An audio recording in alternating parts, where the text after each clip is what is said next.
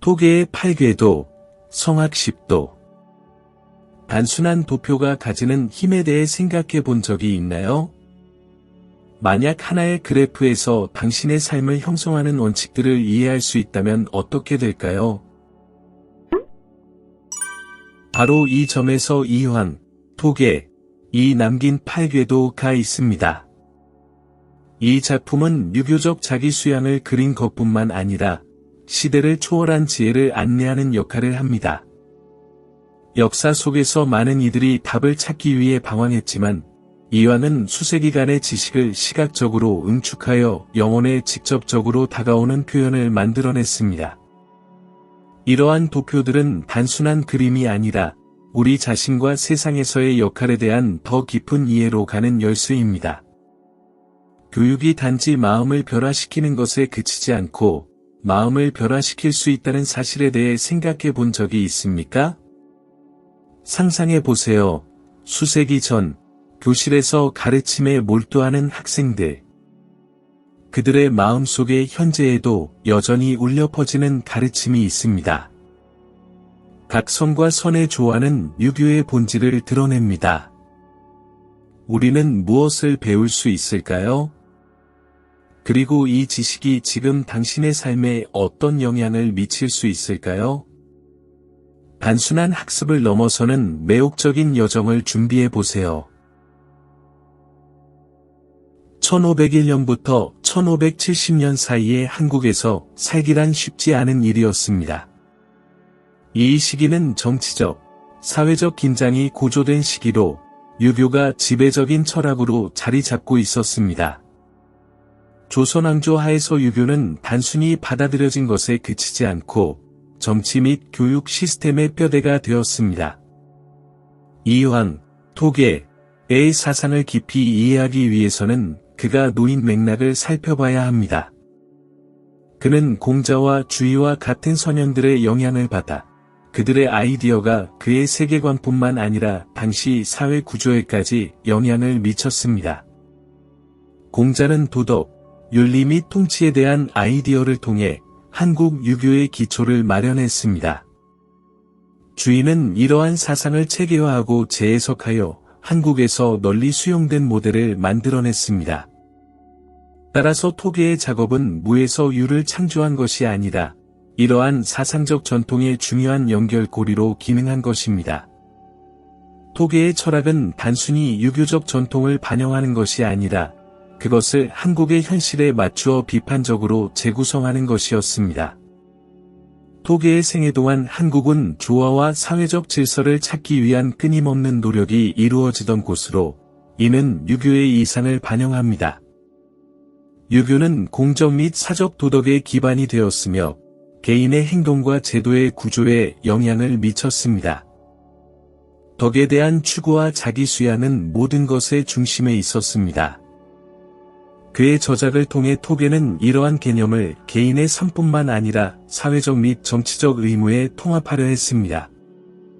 토계의 영향력은 그의 생애를 넘어 확장되어 한국에서 유교 사상을 공고히 하는 데 기여했습니다. 그는 유교 이론을 실제와 결합하는 방법을 찾았으며 자기 성찰과 개인적 발전의 중요성을 강조했습니다. 그의 사상은 세월이 흐른 지금조차도 도덕성과 윤리가 한국 사회에서 중심 주제로 남아있다는 것을 증명합니다. 결국 토계가 살았던 역사적 맥락은 그의 사상 발전에 결정적인 역할을 했습니다. 그는 단순한 철학자가 아니라 자신의 시대의 산물이었으며 16세기 한국 사회를 관통하는 질문들에 반응한 인물이었습니다.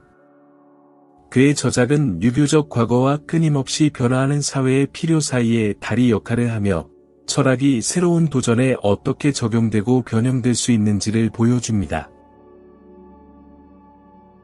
8궤도 또는 8구절의 말씀은 토계의 사상의 핵심 요소입니다. 이것들은 단순한 기하학적 도형이 아니라 자기 수양과 유교적 도덕의 근본 개념을 깊이 있게 나타내는 것입니다.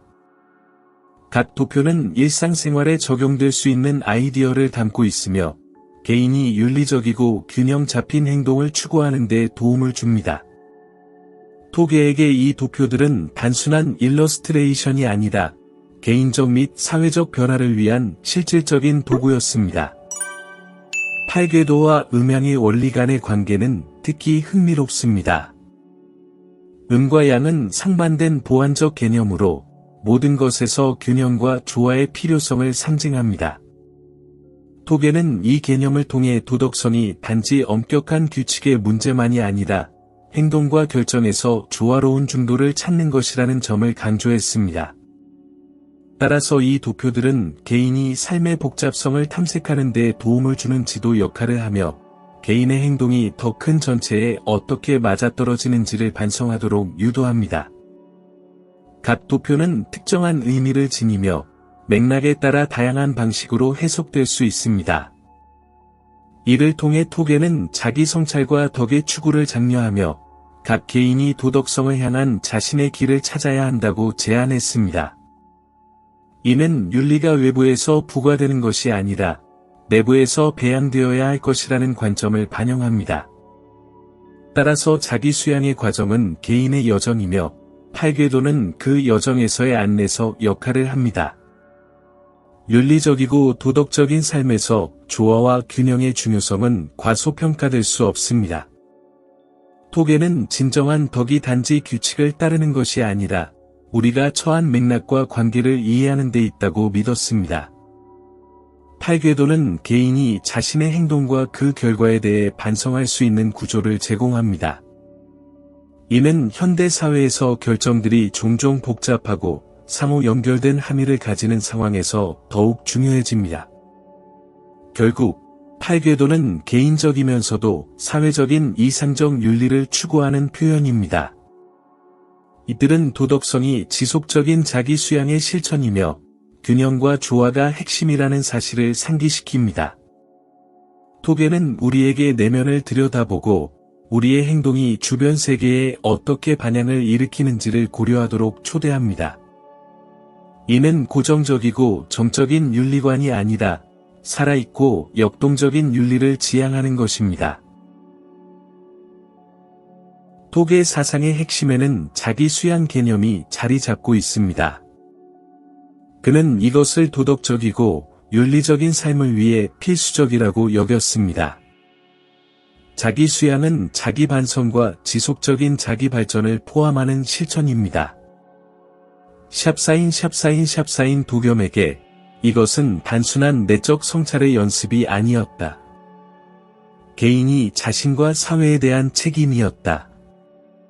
그는 자아 수양에 헌신함으로써 사람들이 더 나은 개인이 될 수 있을 뿐만 아니라 더 책임감 있고 미덕 있는 시민이 될 수 있다고 믿었다. 미덕에 대한 탐구는 팔괘의 중심 아이디어로 이들이 그 여정을 위한 지침 역할을 했다. 도겸은 미덕이 타고난 자질이 아니라 시간이 지남에 따라 키워야 할 것이라고 강조했다. 이는 각자가 자신의 행동과 동기를 돌아보는 자기 성찰의 과정을 포함한다. 이를 통해 우리는 개선해야 할 부분을 식별하고 스스로의 최선의 모습을 향해 나아가야 한다. 자아 수양과 사회 및 정치 생활 간의 상호 연결성은 도겸 사상의 또 다른 중요한 측면이다. 그는 미덕 있는 개인이 주변 세계와 분리될 수 없다고 믿었다. 오히려 자아 수양은 사회에 이익이 되는 행동으로 이어져야 한다고 보았다. 그의 눈에 윤리는 단순한 개인적 문제에 그치지 않았으며 사회적으로 깊은 의미를 지녔다. 도덕적으로 책임 있는 사회의 형성은 개인들이 자신의 미덕에 헌신하는 데 달려 있었다. 또한 도겸은 자아 수양을 교육과 지속적인 학습을 포함하는 과정으로 보았다. 그는 지식과 지혜에 대한 탐구가 성격 개발의 필수적인 부분이라고 주장했다. 이는 교육을 미덕을 달성하는 수단으로 여기는 유교 교육과 깊은 연관이 있다. 도겸에게 학습은 단순히 학문적이지 않을 뿐만 아니라 도덕적이고 윤리적인 것이며 지식을 일상에 적용하는 것과 관련이 있었다. 도겸의 자아 수양과 미덕에 대한 메시지는 행동을 촉구하는 것이다. 그는 우리 스스로를 돌아보고 우리의 행동을 성찰하며 지속적인 개인적 성장의 과정에 헌신할 것을 권장한다. 이 탐구는 단순한 개인의 여정이 아니라 더 윤리적이고 조화로운 사회를 구축하는 데 기여하는 것이다. 자아 수양을 통해 우리는 자신의 삶을 개선할 뿐만 아니라 주변 사람들에게 긍정적인 영향을 미칠 수 있다. 도겸의 8괴는 한국 유교 교육체계 형성에 중요한 역할을 했다. 우리가 살고 있는 맥락을 살펴보면 이 도식들이 단순한 추상 개념이 아니라 교육 방식의 형성을 가져온 실용적인 도구였다는 점이 매력적이다. 이들은 지식의 축적을 넘어 도덕성과 윤리를 학습의 기초로 삼는 접근 방식을 촉진했다. 당시의 학교와 아카데미는 이러한 원칙을 채택하기 시작했으며 유교 철학을 교육 실천에 통합했다. 8괴의 영향은 교사들이 교육에 접근하는 방식에서도 드러났다. 그들은 단순히 정보를 전달하는 것이 아니라 학생들에게 가치와 미덕을 기르는 데 주력했다. 이러한 성격 형성에 대한 강조는 혁신적이었다. 교육이 자아 수양과 도덕적 발전의 공간이 되어야 한다는 생각은 사회 깊숙이 울려 퍼졌고 존중과 책임이 끊임없이 강화되는 환경을 만들었다. 따라서 유교 교육이 이렇게 큰 중요성을 얻게 된 것은 놀라운 일이 아니다. 게다가 아카데미는 8괴에 담긴 원칙에 대한 토론과 성찰을 촉진하는 교육 방법을 시행하기 시작했다. 학생들은 암기뿐만 아니라 질문하고 해석하도록 장려받았다. 이러한 능동적인 접근은 개념에 대한 보다 깊은 이해를 촉진하여 학생들이 이러한 가르침을 일상에 적용할 수 있게 했다. 따라서 교육은 도덕성과 윤리가 학문적 내용과 함께 논의되는 역동적인 과정이 되었다. 세월이 흐르면서 이러한 영향력은 확산되고 고착화되어 한국 교육의 형성에서 중심 요소가 되었다. 도겸의 사상은 교사와 학생 간의 관계를 형성하는 방식에 영향을 미쳐 상호 존중과 지속적인 학습의 문화를 만들어냈다. 교육은 단순히 직업을 준비하는 것이 아니라 미덕과 사회적 책임을 발전시키는 수단으로 여겨졌다. 이러한 관점은 오늘날 많은 교육기관에도 여전히 여운을 남기고 있다. 따라서 현대 교육을 바라보면 도겸의 8괴의 메아리를 듣는 듯하다. 도덕적이고 윤리적인 형성을 위한 탐구는 여전히 학교의 우선 사안이며 과거의 교훈이 현재를 이끄는 데 여전히 중요한 역할을 하고 있다. 유교 철학이 교육 구조와 결합하여 형성한 유산은 지속되고 있으며 교육이 단순한 지식 습득이 아니라 윤리적이고 사회에 헌신하는 시민을 양성하는 것임을 보여준다. 도겸의 유산과 그의 8괴는 시간을 초월하여 오늘날까지도 여전히 관련성을 유지하고 있다.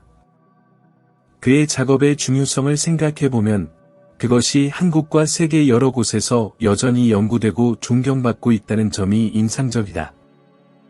그가 잘 표현한 도덕성과 윤리에 대한 탐구는 현대 사회에서 시급한 필요로 윤리적이고 도덕적인 도전이 만연한 상황에서 더욱 절실하다.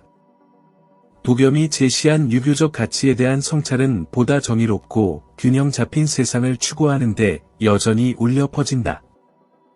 한국에서는 교육기관들이 여전히 커리큘럼의 8괴의 요소를 통합하고 있으며 이는 도겸의 철학이 현대적 맥락에서 어떻게 적용될 수 있는지를 보여준다. 이러한 통합은 그의 가르침이 여전히 적절하다는 것을 증명하는 것이다. 도덕성과 윤리에 대한 논의는 더 이상 구식의 관행이 아니라 오늘날의 교실에서 다루어져야 할 필요가 있다는 점을 부각시킨다. 현대 교육은 이러한 원칙이 제공하는 풍요로움을 무시할 수 없다. 더욱이 점점 더 글로벌화되는 세상에서 유교적 가치에 대한 대화는 한국의 경계를 넘어 확장되고 있다.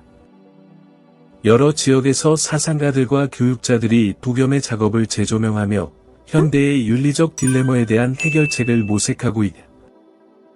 자아 수양과 미덕 추구는 특정 문화에 국한되지 않으며 우리 모두에게 해당되는 이야기이다. 8괴는 보다 윤리적이고 책임감 있게 사는 방법에 대한 의미 있는 논의를 위한 다리가 되었다. 도겸이 제기한 개인과 사회 간의 관계에 대한 질문은 그 어느 때보다도 더 관련성이 있다. 불확실한 시대에 우리가 종종 단절감을 느끼는 가운데 개인의 도덕성과 사회적 책임 간의 상호 의존성에 대한 그의 사상은 우리가 더 나은 세상을 만드는 데 각자가 해야 할 역할이 있다는 사실을 일깨워준다. 도겸의 유산은 우리의 행동과 그 결과에 대해 반성하도록 초대하며 미덕은 단순한 개인적 품성이 아니라 공동선을 위한 기여임을 강조합니다. 그러므로 도겸의 8괴가 현대의 도덕 교육과 윤리에 미친 영향은 부인할 수 없습니다. 도겸의 저작물은 단순히 인격 형성을 위한 안내서일 뿐만 아니라 더 의식적이고 책임감 있게 살아가고자 하는 이들에게 영감을 주는 원천이기도 합니다. 도겸의 유교 원칙을 연구하고 적용하는 것은 미덕을 향한 길이 사실상 공유된 길임을 상기시켜주며 개인의 성장과 사회에 대한 배려가 얽혀 있음을 깨닫게 합니다. 도겸의 8괴를 바라볼 때 수세기에 걸쳐 다양한 해석이 생겨났다는 사실에 깊은 인상을 받지 않을 수 없습니다. 도겸의 저작은 16세기라는 특정한 맥락에서 쓰여졌음에도 불구하고 여러 시대에 걸쳐 공명을 일으키며 각 시대는 자신의 시각을 담아 해석해왔습니다. 창작 이후 사상가들과 학자들은 도겸이 말한 바를 이해하기 위해 그의 8괴를 연구해왔으며 그의 사상이 자신의 사회적 요구를 충족하도록 재해석될 수 있는 방법을 모색해왔습니다. 이러한 지속적인 재평가는 유교 사상의 깊이를 증명하고 도겸의 아이디어가 여전히 렐러번트하다는 것을 보여줍니다. 이러한 해석들 중 가장 매혹적인 측면 중 하나는 유교 내의 다양한 사조들이 도겸의 8괴를 어떻게 받아들였는가 하는 점입니다. 예를 들어 조선 왕조 당시 많은 학자들이 도겸의 원칙을 주위의 가르침과 일치시키려 하여 이성과 경험의 중요성을 강조했습니다. 그러나 다른 비평가들은 이러한 이성에 대한 엄격한 고수가 인간 경험의 감정적이고 직관적인 차원을 간과할 수 있다고 지적했습니다. 따라서 8괴에 대한 논쟁은 세계관 간의 대립의 장이 되었으며 각기 다른 관점이 이성과 감정 사이의 균형을 찾으려 했습니다. 또한 유교 외부에서도 비판이 제기되었습니다. 불교 및 도교 사상가들은 유교 원칙의 경직성을 문제 삼았습니다. 그들에 따르면 미덕과 자기 수양을 향한 끊임없는 추구는 불안과 경쟁의 상태로 이어질 수 있으며 이는 그들이 바라보는 삶의 진정한 본질에서 멀어지게 합니다. 이러한 비판은 도겸의 8괴를 둘러싼 보다 풍부한 대화에 기여하며 미덕 있는 삶이란 무엇인지에 대한 논의를 확장했습니다. 현대에 들어서면서 도겸의 8괴 해석은 서구의 이념, 특히 심리학과 윤리와의 관계에서 영향을 받기 시작했습니다. 일부 현대 사상가들은 도겸의 자기 수양 아이디어를 감정 지능 및 자기 인식과 같은 심리적 개념과 통합하려고 합니다. 이러한 전통의 융합은 종종 아시아 철학과 문화에 익숙하지 않은 대중에게 유교 원칙을 보다 접근 가능하고 적용할 수 있도록 만들려는 시도로 볼 수 있습니다. 하지만 이러한 혼합은 도겸의 원래 의도에 대한 충실성에 대한 질문을 제기하며 그가 전하고자 했던 본질이 이러한 적응 속에서 상실되지 않을까 하는 우려도 동반합니다. 마지막으로 8괴에 대한 해석은 계속 진화하고 있습니다. 오늘날 많은 학자들은 자기 수양을 단순한 개인적 노력으로 보지 않고 집단적 과정으로 탐구하고 있습니다. 점점 더 연결된 사회 속에서 도겸의 원칙은 정의 사회 및 공동체 책임과 같은 현대의 사회적, 정치적 문제에 비추어 분석되고 있습니다. 이러한 보다 전체적인 접근은 사실상 개인을 넘어 보다 윤리적이고 조화로운 사회 건설에 초점을 맞춘 도겸의 저작 해석의 새로운 형태를 나타낼 수 있습니다. 이러한 해석의 진화는 강력한 메시지를 전달합니다. 즉, 잘 정립된 아이디어는 그 기원을 초월하고 각 시대의 요구에 맞게 적응할 수 있습니다. 여러분, 도겸의 매혹적인 8괴를 탐구한 지금 잠시 생각해 볼까요? 여러분의 삶에 자기 수양이 어떤 영향을 미칠 수 있을지 고민해 본 적이 있나요? 도겸처럼 여러분도 일상 속 행동과 결정을 위한 시각적 안내를 가질 수 있다면 어떻게 변화를 주실 건가요? 어떤 가치를 우선시하실 건가요? 이 이왕의 가르침은 단순한 역사적 지식에 그치지 않으며 오늘날에도 여전히 의미가 있습니다. 자신을 알고 성장하는 것의 중요성을 우리에게 상기시킵니다. 여러분은 자신의 자아 발견에 어떻게 투자하고 있나요? 어떤 자기 수양의 실천을 이미 하고 있거나 하고 싶으신가요? 이제 여러분에게 도전 과제를 드립니다. 우리가 논의한 원칙 중 하나를 선택하여 다음 주 동안 여러분의 삶에 적용해 보세요. 여러분의 경험과 반성을 기록해 두고 반드시 다시 돌아와 공유해 주세요. 이 변화의 여정이 여러분의 관점을 어떻게 풍부하게 할 수 있을지 궁금합니다. 이 콘텐츠가 마음에 드셨다면 좋아요를 남기고 공유하는 것을 잊지 마세요. 함께 이 메시지가 더 많은 사람들에게 전해질 수 있도록 합시다. 다음에 뵙겠습니다. 그리고 기억하세요. 자기 수양의 여정에서 매 걸음이 중요합니다.